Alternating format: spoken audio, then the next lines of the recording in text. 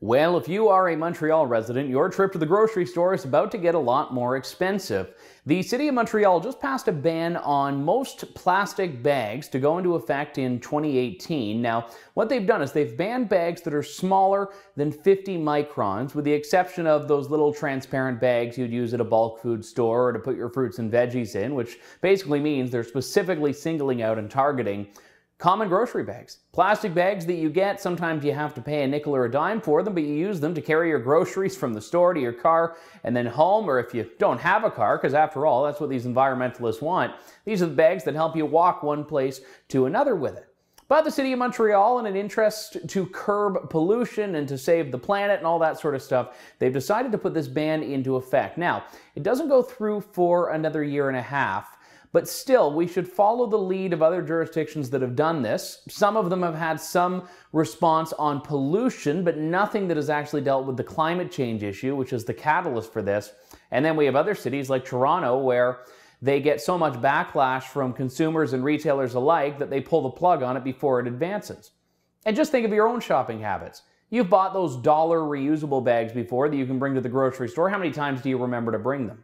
And then we also have the fact that they get contaminated when people put meat products in there, when it's a lot easier to have something you can throw out unless you want to just walk around the streets of Montreal with raw chicken. It's Quebec, people do crazier things. But where do we go from here with it? Because right now what the government is doing is they're telling people that their agenda means more than your convenience, than your shopping habits. And it should be noted that the provincial government is actually doing a study on this that isn't expected to be completed until the end of the year. Yes, and this was actually one of the issues raised by the Retail Council of Canada, which has objected to this decision.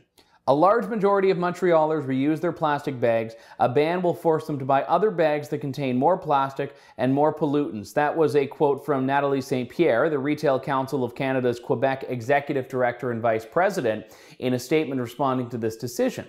And she noted in that same statement the fact that the Quebec government is currently working through its Ministry of Environment and the fight against climate change, that's what they call it, to study this. So why is any municipal government trying to get out ahead of the curve here before they even know the findings, before they even know if something like this is going to work and if something like this is going to be a viable alternative to what the Quebec government and what the Montreal government apparently think is an ongoing issue and think is a significant issue?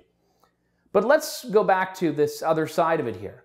Even if this was going to put a dent in pollution or climate change, which I don't think it will, it doesn't address the fact that consumers have the right to decide what's convenient and what's not. Retailers have the right to decide what they're offering and what they're not going to offer.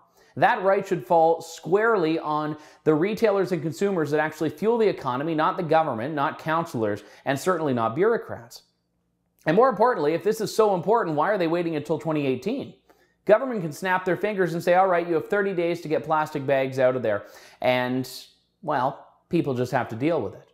But by doing it this way, there is a little bit of hope on the horizon. There is an election in Montreal in 2017, so it's possible that the war on plastic could actually really manifest in this election. So we'll see if any candidates come out and promise to reverse this ban. But this is the nanny state, and it is coming for you. For the Rebel.media, I'm Andrew Lawton. Thanks for watching. Click here to never miss a Rebel update. Want even more of the Rebel? Well, click here to become a premium member.